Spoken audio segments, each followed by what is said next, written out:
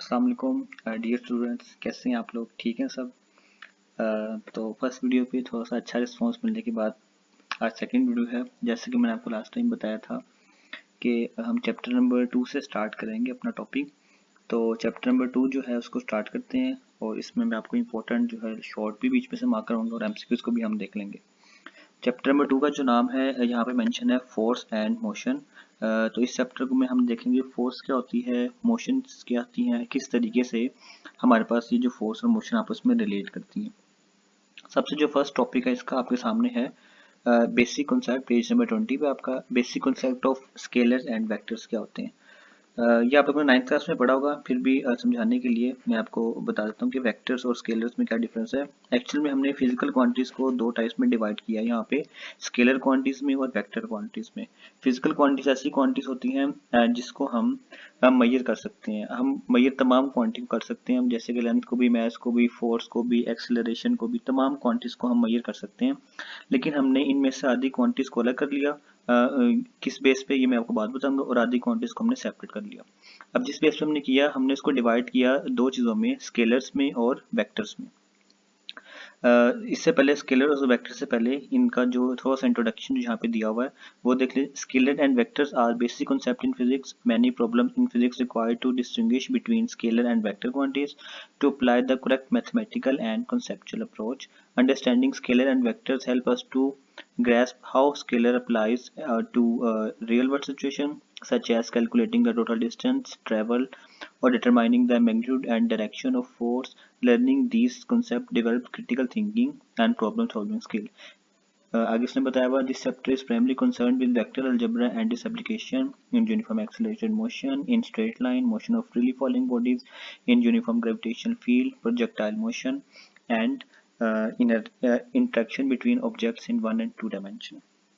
तो मीन उसने बताया कि इस चैप्टर में हम बेसिकली किन किन एप्लीकेशन को देखेंगे जहाँ पे हमें स्केलर वेक्टर्स का कॉन्सेप्ट अप्लाई करने को मिलेगा। तो फर्स्ट टॉपिक हमारा टॉपिक नंबर 2.1, स्केलर्स क्या होते हैं। स्केलर्स आर, मैंने आपको बताया कि फिजिकल क्वांटिटीज हैं that are describe solely by a magnitude without any mention of direction. Thus, scalars are direction and can be fully characterized by the single number associated with the unit. तो यहाँ पे जो है आप लोग जो है इसके याद रखेंगे डेफिनेशन जो है, इसकी डेफिनेशन मार्क करेंगे आप लोग। यहाँ से स्टार्ट करेंगे स्केलर आर फिजिकल क्वांटिटी से और मेंशन ऑफ डायरेक्शन तक इसकी डेफिनेशन हो जाएगी, और इसमें से 3 एग्जांपल आप लाजमी देंगे। तो वैसे तो डेफिनेशन बहुत कम आती हैं फर्स्ट ईयर सेकंड ईयर में, लेकिन फिर भी हम डेफिनेशन को इग्नोर नहीं करते क्योंकि आती है। देखिए ये नहीं कि, लेकिन 9th और 10th के मुकाबले में बहुत ही कम डेफिनेशन को पूछता है। कॉन्सेप्चुअल क्वेश्चन इसमें ज़्यादा होते हैं और जो एक्सेल वाले क्वेश्चन होते हैं उसमें से भी ज़्यादा आते हैं। तो स्केलर का कॉन्सेप्ट क्लियर हो गया। यहाँ पे कुछ एग्जांपल्स हैं। मैथ्स की कोई डायरेक्शन नहीं होती है, फॉर एग्जांपल 2 kg। यहाँ पे एक वर्ड है, मैं आपको एक्सप्लेन करता जाऊँ। उसने मेंशन किया हुआ है मैग्नीट्यूड क्या होता है। मैग्नीट्यूड का मतलब होता है, देखिए यहाँ पे मैंने लिखा हुआ, आपका जो मैथ्स है वो है 2 kg, ठीक है। यहाँ पे एग्जांपल दी हुई है। अब 2 kg में से ये जो आपका 2 है, जो कि नंबर है, इसको हम साइज भी कहते हैं, ये आपका मैग्नीट्यूड होता है। तो अक्सर बच्चे जब ये समझते हैं तो बच्चों को समझ नहीं लगती कि मैग्नीट्यूड क्या होता है। तो 2 kg हम क्या कहते हैं, ये आपका मैग्नीट्यूड है। और इसके अलावा डिस्टेंस के एग्जांपल है स्पीड, टाइम, एनर्जी, टेम्परेचर। इनमें से कोई सी आप 3 एग्जांपल देख लें, लेकिन एमसीक्यू के लिए आप सारे एग्जांपल को याद रखेंगे, वो आपसे कोई भी 5 में से कोई एक पूछ सकता है। इसके बाद जब हम नेक्स्ट आते हैं, नेक्स्ट हमारे पास आ जाएगा कि वेक्टर्स क्वांटिटीज क्या होती हैं। वेक्टर्स, अब जैसे हमने देखा कि जो स्केलर ऐसी क्वांटिटीज होती हैं जिसमें डायरेक्शन नहीं चाहिए होती, तो वेक्टर ऐसी क्वांटिटीज होती हैं जिसमें हम हमारे पास मैग्नीट्यूड के साथ डायरेक्शन भी होती है। तो मैग्नीट्यूड का मतलब ये होता है कि हमारे पास नंबर है, और डायरेक्शन का मतलब है कि किस डायरेक्शन में। फॉर एग्जाम्पल मैं आपको कहता हूँ कि मैंने 5 मीटर का डिस्टेंस ट्रेवल किया ये इसकी डायरेक्शन में, तो इसका मतलब मैं आपको एक वेक्टर क्वांटिटी बता रहा हूँ, और ये डिस्टेंस से चेंज होकर डिस्प्लेसमेंट बन जाएगा। लेकिन जब मैं आपको कहूँगा कि मैंने 5 मीटर का डिस्टेंस ट्रैवल किया, जस्ट आपको डायरेक्शन नहीं बताई, तो इसका मतलब है मैं आपको डिस्टेंस बता रहा हूँ। तो यहाँ पे ऊपर देखें, आपके पास एक डिस्टेंस है, जब मैंने डायरेक्शन ऐड करी तो ये चेंज हो गया, बन गया डिस्प्लेसमेंट बन गया। इसी तरीके से स्पीड है, जब इसके बाद मैं डायरेक्शन लगा दूंगा तो वो वेलोसिटी बन जाएगी। इस तरीके से हमारे पास इसमें एग्जाम्पल्स और हैं एक्सेलरेशन की और फोर्स की। तो इसकी जो डेफिनेशन है वो आप कहाँ से करेंगे, those physical quantities which have magnitude as well as direction for their complete specification. यहाँ तक आ जाएगी इसकी डेफिनेशन। अगेन इसमें से कोई सी भी 3 एग्जाम्पल आप लोग अपनी मर्जी से कर सकते हैं। इसके बाद टॉपिक नंबर 2 पॉइंट हमारा नेक्स्ट टॉपिक है। इसमें हम देखते हैं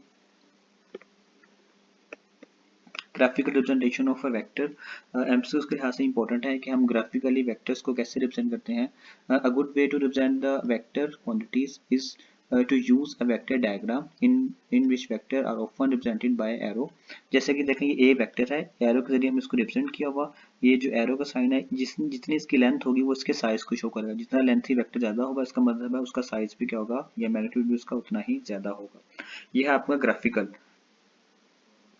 अब अगर आपने इसको लिखना है कॉपी के ऊपर तो आप कैसे लिखेंगे. डिनोटेड के लिए vector are typically denoted by bold face letter VF, या आप इसको बोल्ड करके लिखें, और an arrow head above symbol A. For example हमारे पास ना वेलोसिटी और स्पीड को V से जोड़ करते हैं. ये हमारे पास स्पीड है और ये हमारे पास क्या है वेलोसिटी. अब हमें कैसे पता लगेगा कि ये वेलोसिटी है और स्पीड है. अगर हम इसके ऊपर ऐसे एरो का साइन एक लगा दें यूं करके तो इसका मतलब है अब हम इसमें क्लियरली डिफरेंस कर सकते हैं कि इसमें से वेलोसिटी क्या है और स्पीड क्या है. जो लेफ्ट साइड वाली है स्पीड है और राइट साइड वाली क्या है आपकी वेलोसिटी, क्योंकि वेलोसिटी एक वेक्टर है और स्पीड क्या है एक स्केलर क्वांटिटी है. तो इस तरीके से हम इसको रिप्रेजेंट करते हैं. इसको एक दफा रीड कर लीजिएगा 3-4 लाइंस को जिसमें से आपका शॉर्ट क्वेश्चन या एमसीक्यूज बन सकता है. Rectangular components of A vector. Vector के रेक्टेंगुलर कंपोनेंट्स क्या होते हैं ये आपने 9th क्लास में चैप्टर नंबर 4 में पढ़ा था. इसका फर्स्ट सेकंड टॉपिक था ये कि एक वेक्टर को हम इसके रेक्टेंगुलर कंपोनेंट्स में कैसे डिवाइड कर सकते हैं. रेक्टेंगुलर कंपोनेंट्स का मतलब ये होता है कि आपने एक वेक्टर को ड्रॉ किया इस डायरेक्शन में, कोई एंगल थीटा बना रहा है एक्स एक्सिस के साथ. इससे पहले आप देखें कि हमारे पास जब हम 2 डायमेंशंस की बात करते हैं उसमें एक्स और वाई आता है. जब हम 3 डायमेंशन की बात करते हैं उसमें एक्स वाई जी 3 हमारे पास एक्सिस आते हैं जहाँ पे हम किसी भी चीज़ की पोजीशन को रिप्रेजेंट कर रहे होते हैं. फॉर एग्जाम्पल हमारा कंसर्न है अभी 2 डायमेंशन के साथ. तो अगर एक ऑब्जेक्ट की मोशन सिर्फ एक्स एक्सिस में होगी, हॉरिजॉन्टल होगी, तो उसको डिस्क्राइब करना बहुत ही आसान होगा. एक एरो जैसे कि आपको ये ब्लू कलर नजर आ रहा होगा हम इससे रिप्रेजेंट कर देंगे. लेकिन अगर एक वेक्टर की डायरेक्शन जस्ट वाई एक्सिस में होगी, वो हमने उसको ऊपर की तरफ उछाला वो नीचे आ रहा है, तो फिर इसको हम रिप्रेजेंट करेंगे इस ग्रीन वाले वेक्टर से. और अगर हमने इसको आगे की तरफ फेंका तो फिर उसको रिप्रेजेंट करेंगे इस वाले वेक्टर से. लेकिन क्या होगा जब हम एक वेक्टर को या किसी एक बॉल को थ्रो करते हैं एक किसी स्पेसिफिक एंगल से. फॉर एग्जांपल आप सोचें आपने किसी फुटबॉल को थ्रो किया. अब जो फुटबॉल है वो 2 डायरेक्शन में अपने डिस्टेंस को कवर कर रही होती है. वो आगे भी जा रही होगी और वो हाइट भी कवर कर रही होगी. इसका मतलब है हम इस तरह की मोशन को डिस्क्राइब करने के लिए एक वेक्टर को यूज नहीं कर सकते. हम या तो वाई एक्सिस को यूज नहीं कर सकते या फिर अकेला एक्स एक्सिस को यूज नहीं कर सकते. हमें दोनों वेक्टर्स को यूज करना पड़ेगा. तो यहाँ पे जो रेड वाला आपका वेक्टर है ये वेक्टर है सपोज कि जिससे आपने थ्रू किया किसी भी चीज को. ये एंगल बना रहा है थीटा एक्स एक्स के साथ. तो इस तरह की मोशन को डिस्क्राइब करने के लिए कि अब ये जो वेक्टर है ये दोनों मोशन में दोनों डायरेक्शन में जा रहा है, अपवर्ड भी जा रहा है और हॉरिजॉन्टल भी जा रहा है. तो हम इसके 2 कंपोनेंट्स ड्रॉ करते हैं. ये जो डॉटेड लाइन यू नजर आ रही है ये आपकी पैरेलल है इसके वाई एक्सिस के, तो ये इसका कंपोनेंट होगा वाई वाला. और ये जो लाइन है डॉटेड लाइन ये पैरेलल है एक्सिस के, तो ये इसका कंपोनेंट होगा कौन सा एक्स वाला. कंपोनेंट्स बनाने का मकसद ये होता है कि ये हमें बताएगा कि एक्स एक्सिस में इसकी प्रॉपर्टीज क्या है और ये हमें बताएगा कि वाई एक्सिस में इसकी प्रॉपर्टीज क्या है. तो ए एक्स और ए वाई से रिप्रेजेंट करते हैं. एक्चुअल वेक्टर हमारे पास ए है, इसके 2 कंपोनेंट्स बना लिए ए एक्स और ए वाई, इसको हम रेक्टेंगुलर कंपोनेंट्स कहते हैं.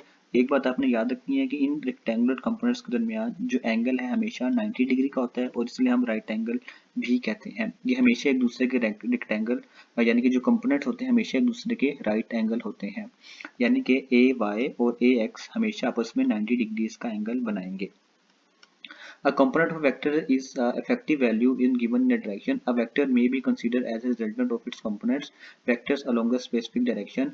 It is usually convenient to resolve vector into its components along the mutually perpendicular direction. उसने कहा कि हम वेक्टर रिप्रेजेंटेशन से भी इसको रिप्रेजेंट कर सकते हैं कि अगर हमारा एक्चुअल वेक्टर ये रेड वाला है लेकिन हम इसको 2 वेक्टर्स को उठाएं, मैं इस ग्रीन वेक्टर को यहाँ से उठा के यहाँ पे अगर ऐड करता हूँ इसके ऊपर लगा दूंगा तो वेक्टर एडिशन से ये फर्स्ट वेक्टर है ये सेकंड वेक्टर है, इसके ऊपर मैंने ये ऐड किया तो ये मेरे पास रिजल्टेंट आ गया. तो एक्चुअल वेक्टर ए जो है ये रिजल्टेंट होगा ए एक्स और ए वाई को जब हम ऐड करेंगे तो यहाँ पे क्या आ गया मेरे पास ए जो वेक्टर है ए एक्स प्लस ए वाई आ जाएगा. आपको नहीं समझ आई तो ये देखिए मेरे पास ये आपका एक वेक्टर है ब्लू वाला जो कि क्या है ए वाई है. यहाँ पे मैंने ऐड कर दिया इसका ये वाला कंपोनेंट जो कि कौन सा था ए वाई वाला था ग्रीन वाला. और ये जो मैं ड्रॉ करूंगा यहाँ से लेकर यहाँ तक वेक्टर एडिशन के मुताबिक ये आपका रिजल्टेंट वेक्टर होगा. लेकिन अगर हम इसको कंपेयर करें ऊपर वाले डायग्राम से तो ये आपके पास क्या होगा आपका वेक्टर ए होगा. और ये किसके बराबर होगा ये इसके और इसके सम के बराबर होगा. ये एक्स डायरेक्शन में है तो ये आपका ए एक्स हो जाएगा और ये वाला वाई डायरेक्शन में है तो ये आपका ए वाई हो जाएगा. ठीक है. Let there be a vector represented by a line OP making an angle theta. आपका एक वेक्टर है जिसको हमने OP लाइन से रिप्रेजेंट किया हुआ है, एंगल थीटा बना रहा है। X axis draw projection OM vector A on the x axis and projection ON on the vector A on the y axis shown in the figure. तो यहाँ पे हमने दो वेक्टर्स को ड्रॉ किया, हमने प्रोजेक्शन ड्रॉ किया PM OM ON, जो कि इसका प्रोजेक्शन है, इसका साया बना रहे हैं इसके ऊपर एक्स एक्सिस पे और वाई एक्सिस पे, और यही से क्या होंगे रेक्टेंगुलर कंपोनेंट्स होंगे। By applying head to tail rule, जो मैंने आपको यहाँ पे समझा दिया, हेड टू टेल रूल से हमने इक्वेशन गेन किया। Ax and A are the components of vector A. Since these are the right angle to each other, they are called rectangular components of the A. क्योंकि ये हमेशा एक दूसरे के right angle होते हैं।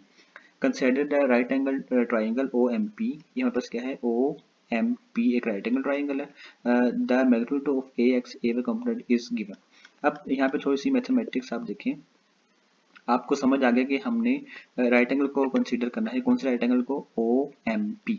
अब इस राइट एंगल ट्राइंगल में हमारे पास ये जो है, सपोज करें ये जो है ना, इसकी वैल्यू हमारे पास क्या होगी, इसकी वैल्यू हमारे पास होगी AY, क्योंकि ये वाई एक्सिस के पैरेलल है। अब तीन साइड है और हमारे पास जो तीन है इसकी हमारे पास साइड्स आ गए, AX AY और A, तीनों की वैल्यूज है। ये आपके पास क्या होगा, बेस होगा, ये सामने वाला परपेंडिकुलर, और ये क्या होगा, हाइपोटेन्यूस। बेस की वैल्यू AX, हाइपोटेन्यूस की वैल्यू A और परपेंडिकुलर की वैल्यू AY। अब हम अप्लाई करते हैं, हमने वैल्यू फाइंड करनी है AX की और AY की। तो सबसे पहले हमारे पास राइट एंगल ट्रायंगल का जो ट्रिग्नोमेट्रिक फंक्शन से रिलेशन होता है, आप लोगों ने बचपन में पढ़ा होगा, साइन का होता है साइन थीटा। मैं यहाँ पे इसको ऐसे रिप्रेजेंट कर रहा हूँ, साइन थीटा इक्वल्स टू हमारे पास होता है परपेंडिकुलर ओवर हाइपोटेन्यूस। ये साइन का फंक्शन है। अब इसको अप्लाई करें यहाँ पे, साइन फंक्शन ये रहा, परपेंडिकुलर हमारा कौन सा है, परपेंडिकुलर ये वाला AY आ जाएगा, तो ऊपर आप पुट करेंगे AY, तो S इक्वल्स टू, S का मतलब यहाँ पे साइन आप लेना, S equals to AY over, नीचे क्या आ जाएगा इसके, हाइपोटेन्यूस हमारे पास क्या है A, तो नीचे हमारे पास आ जाएगा A। हमने AY फाइंड करना है, A इधर आके मल्टीप्लाई होगा, तो आपका बनेगा इक्वेशन A, आगे आपके पास साइन का फंक्शन आएगा इक्वल्स टू, ये वैल्यू यहाँ पे क्या आ जाएगी आपके पास, AO y की वैल्यू आ जाएगी। तो यहाँ से हमने अप्लाई बनाई इक्वेशन, कौन सी अपनी इक्वेशन नंबर 2.3, ये इक्वेशन हमारे पास बन गई है AY equals to A sine theta. A का मतलब यहाँ पे, ये वाला A का मतलब है मैग्नीट्यूड वेक्टर का, साइन थीटा, थीटा यहाँ पे एंगल होगा, और AY हम यहाँ से फाइंड करेंगे। सिमिलरली अब हम कॉस का अप्लाई करेंगे, कॉस का अप्लाई करेंगे तो आपके पास इक्वेशन नंबर 2.2 बन जाएगी। इसको आप लोग सोल्व कीजिएगा, अप्लाई कीजिएगा, अगर नहीं समझ आएगी तो मेरे से आप पूछ लीजिएगा दोबारा से। उसके बाद बस इसमें से आपने इतना करना है अंडरस्टैंडिंग के लिए, क्योंकि नेक्स्ट टॉपिक हमारा जो है इस पर डिपेंड करता है, तो ये चीज़ें समझना लाजमी है कॉन्सेप्चुअली। मैं आपको एक चीज़ बताऊंगा कि पेपर जो है आप फर्स्ट ईयर में हमेशा जो भी चीज़ समझे कॉन्सेप्चुअली करें, क्योंकि यहाँ पे आपको जो है वो नंबर मिल जाते हैं अपनी वर्डिंग में लिखने के लिए।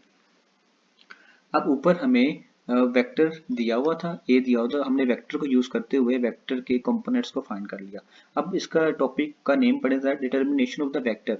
अब हमने वेक्टर को फाइंड करना है कहाँ से, फ्रॉम इट्स रेक्टेंगुलर कंपोनेंट्स। अब हमें रेक्टेंगुलर कंपोनेंट्स दिए हुए हैं और हम वेक्टर को खुद क्या करेंगे, फाइंड आउट करेंगे। तो अगेन कंसीडर करें, हमारे पास जो पिक्चर नंबर 2.1 है, ये ही राइट एंगल ट्राइंगल होगी। अब यहाँ पे हम पाइथागोरस थ्योरम अप्लाई करेंगे। पाइथागोरस थ्योरम हमें ये कहता है कि हाइपोटेनियस का स्क्वायर इक्वल्स टू बेस का स्क्वायर प्लस परपेंडिकुलर का स्क्वायर। तो ये जब हमने इसके ऊपर अप्लाई किया, OP का स्क्वायर, OP क्या है, इसका स्क्वायर इक्वल्स टू OM का स्क्वायर प्लस MP का स्क्वायर।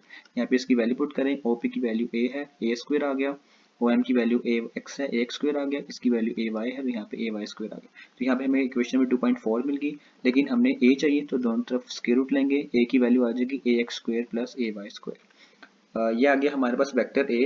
अब अगर हम कहते हैं वेक्टर A है, तो ये जो फॉर्मूला हम यहाँ पे देख रहे हैं इक्वेशन नंबर 2.4 के बाद जो है, ये हमें जस्ट मैग्नीट्यूड देगा। डायरेक्शन फाइंड करने के लिए हम tan का फॉर्मूला अप्लाई करेंगे। tan थीटा बराबर होता है परपेंडिकुलर ओवर बेस। ऊपर वाले फॉर्मूले में देखिए आपका परपेंडिकुलर क्या है और बेस क्या है।